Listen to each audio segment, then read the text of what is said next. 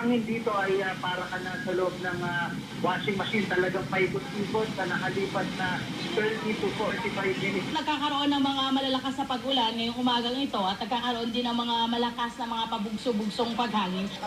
Ito ang mga ulat ni Jiggy Manicad at Love Annuver para sa unang hirit kahapon bago kami nawalan ng komunikasyon sa kanila sa kasagsagan ng pananalasa ng Super Typhoon Yolanda.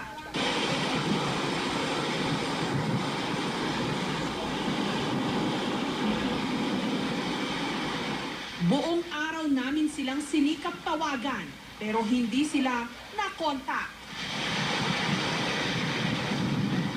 Pasado alas 8 ng gabi, papatapos na ang programang 24 oras nung nakapasok sila sa linya.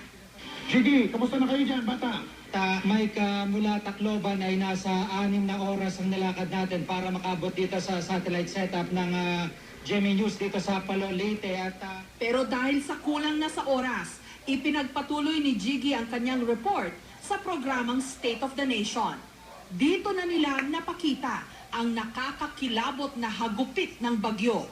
Sa isang sulok na simbahan sa loob mismo yan, ay unti-unting natutuklap yung bubong, nagbabagsakan yung mga kisame at nawasak na ng tuluyan yung simbahang yan. Sa kasagsagan ng bagyo, sa simbahang ito nagkuple ang team nila. Parang nung una, parang kampante kami kasi parang, ito na yung parang tahanan ng Panginoon. So parang naiisip namin, Ma'am Jess, na naiyak ako.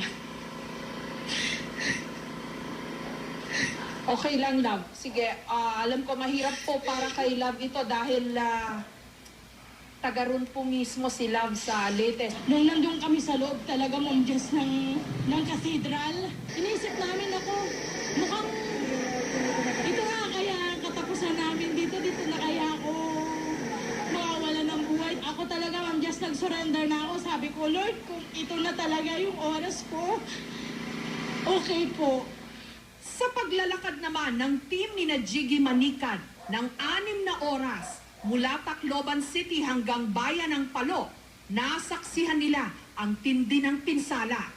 Ang isa sa mga ama na bit-bit ang kanyang nasawing anak, 6 na taong gulang na batang babae po yan, nasawi sa isang evacuation center matapos na tumaas ang tubig at matrap ang mga bata.